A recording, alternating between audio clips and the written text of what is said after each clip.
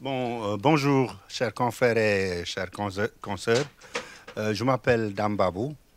Je suis chargé de communication à la mission permanente du Sénégal auprès des Nations Unies. Voilà ce qu'on va faire. Si vous le permettez, nous allons donner la parole à son Excellence l'ambassadeur Fodé Seck, représentant permanent du Sénégal, qui est le président qui assure la présidence du Conseil de sécurité pour le mois de novembre. Monsieur l'ambassadeur va faire une brève présentation avant de vous donner la parole. Et chacun se présente et présente son organe et pose sa question. On va faire un tour et monsieur l'ambassadeur va répondre aux questions qui lui sont posées avant qu'on finisse avec cette conférence de presse. Si vous le permettez, monsieur l'ambassadeur Fodé Seck, vous avez la parole. Monsieur Babou, merci bien. Je vais être très bref parce que la presse, beaucoup plus que nous, sur le fonctionnement du Conseil. Je suis sûr qu'ils connaissent dans le détail ce programme, que je m'en vais cependant rappeler dans ces grandes lignes comment nous avons conçu ce programme. Je l'ai dit tout à l'heure en nous adressant aux membres des Nations Unies. Nous avons suivi 3 paramètres. 1. Les idées, les initiatives sénégalaises pour le Conseil. Quand on battait campagne pour le Conseil de sécurité, dans le document de vision du Sénégal pour le Conseil de sécurité, nos initiatives étaient déjà inscrites. Et c'était donc de bonne guerre d'attendre la présidence du Sénégal sur le Conseil pour faire sortir, pour amener à concrétisation ces initiatives. Deuxième paramètre, nous avons voulu promouvoir les intérêts des organisations qui ne sont pas autres que les Nations Unies et auxquelles le Sénégal appartient. J'ai nommé essentiellement l'Union africaine, j'ai nommé également l'Organisation de coopération islamique. Le troisième paramètre, c'est naturellement les membres du Conseil de sécurité qui ont des propositions, qui ont des idées, qui ont des initiatives à faire valoir pendant le mois de novembre sous présidence sénégalaise. Et le dernier élément d'appréciation, c'était naturellement les sujets périodiques qui arrivent à maturation chaque mois, tous les 3 mois ou tous les 6 mois. Et vous les verrez dans le document.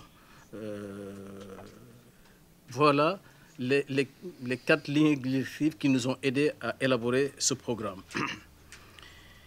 Parmi les initiatives du Sénégal, ce débat ministériel de lundi prochain, 7 novembre, sur les missions de paix face aux menaces asymétriques.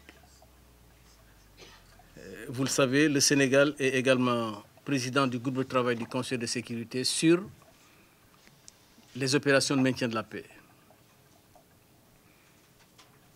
Nous avons, à travers notre calendrier de cette année, 2016, examiné beaucoup d'aspects concernant les opérations de maintien de la paix. Les unes sui génériques, les autres à cheval avec le C-34 que vous connaissez bien. Alors donc le débat du 7, qui sera au niveau ministériel, le ministre des Affaires étrangères de la République du Sénégal viendra présider ce débat. C'est pour discuter.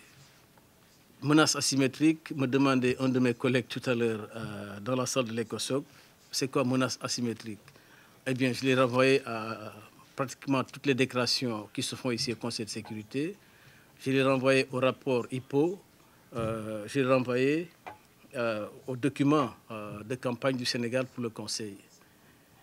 Beaucoup d'opérations de paix des Nations Unies se déroulent en territoire où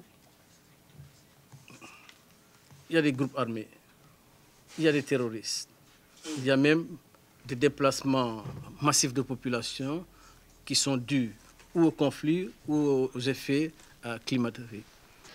Et les populations et les gouvernements de ces pays demandent aux missions de paix des Nations Unies de les aider à affronter ces défis. Comment faire? Les mandats ne sont pas, ne permettent pas, ils ne sont pas élastiques pour permettre aux opérations de paix d'affronter ces défis. Donc, il faut bien y réfléchir. Vous avez le Mali, vous avez la Somalie, vous avez l'Afghanistan, vous avez un peu à travers le monde. L'autre thématique qui est très chère au Sénégal, c'est eau, paix, sécurité. Les questions de l'eau, vous le savez, si on y prend garde, déjà on y est. Des conflits autour de l'eau, on les voit dans différentes parties du monde. Le Sénégal, de par sa pratique nationale et sous-régionale, a su développer, le terme est un peu pompeux, ce qu'on appelle hydrodiplomatie, pour qu'autour de l'eau, au lieu que naissent des conflits, naissent plutôt la paix, la coopération, la solidarité. Et maintenant que les changements climatiques viennent péjorer, viennent aggraver les pénuries d'eau, les conflits sont de plus en plus potentiels. Et je rappelais tout à l'heure que même dans des conflits, on voit des groupes étatiques ou non étatiques utiliser l'eau, les ressources hydriques ou les infrastructures liées à l'eau comme armes de guerre. Alors, pour toutes ces raisons, le Sénégal a jugé utile d'amener avec lui au Conseil de sécurité cette thématique pour qu'on en discute. Qu'est-ce qui pourrait être fait autour de l'eau sous l'angle diplomatie préventive, n'est-ce pas, coopération plutôt qu'affrontement. Deux autres sujets que j'aimerais mettre en exergue avant de vous donner la parole, c'est la coopération entre les Nations Unies et les organisations régionales. L'Union africaine, à laquelle appartient mon pays, entretient une bonne coopération avec les Nations Unies, mais qui est loin d'être parfaite, qui est encore perfectible. Et en 10 années de consultation informelle entre le Conseil de sécurité et le Conseil de paix et de sécurité de l'Union africaine, il n'y a pas encore un dialogue, un partenariat bien structuré. Nous avons pensé donc qu'avec un débat sur la question Union africaine, Conseil de sécurité, à Nations Unies, au Conseil de sécurité, nous pourrions dégager les voies et moyens d'un partenariat plus stratégique, mieux structuré, y compris, pas seulement, y compris la question du financement des opérations de paix que l'Union africaine mène avec l'autorisation des Nations Unies. Le dernier sommet de l'Union africaine à Kigali a convenu d'une formule qu'on va proposer aux Nations Unies, 25%, 75%, burden sharing, voir comment cette proposition pourrait être mise en œuvre. Avec l'Organisation de coopération islamique, nous avons voulu un débat sur le rôle de cette organisation dans la lutte contre l'extrémisme violent, contre le terrorisme. Beaucoup d'amalgames est fait à longueur de journée sur telle religion et terrorisme, telle religion et violence, notamment islam et violence, ce qui est totalement erroné, et que donc un débat pour que le Conseil de sécurité, parmi ses membres, il y a 3 pays membres de l'Organisation de la coopération islamique, invitant des briefers, passez-moi l'expression, des présentateurs, pour parler de cette question, montrer le rôle de l'OCI également en ces domaines, comme contribution à l'effort mondial de la communauté internationale, le plan du secrétaire général pour la lutte contre l'extrémisme violent, ainsi de suite.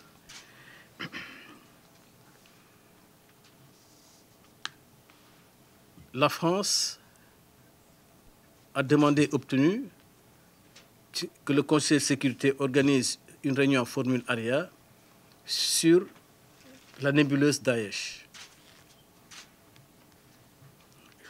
Je crois que ça se passe, c'est quelle date encore, Pierre? La formule ARIA de la France. C'est le 18, oui. Avec l'Espagne, membre du Conseil de sécurité, qui a également proposé de co-organiser avec le Sénégal un briefing sur la cybersécurité. Ça me paraît également un sujet digne d'intérêt. Le Sénégal a également jugé utile d'organiser pour la première fois, je pense, la réunion des polices commissionneurs. Il y en a 4. C'est pour la troisième fois. Il y en a combien? 4. Alors, nous avons 4 briefeurs. C'est les commissionneurs du Darfour, qui est une dame, non? Commissionneur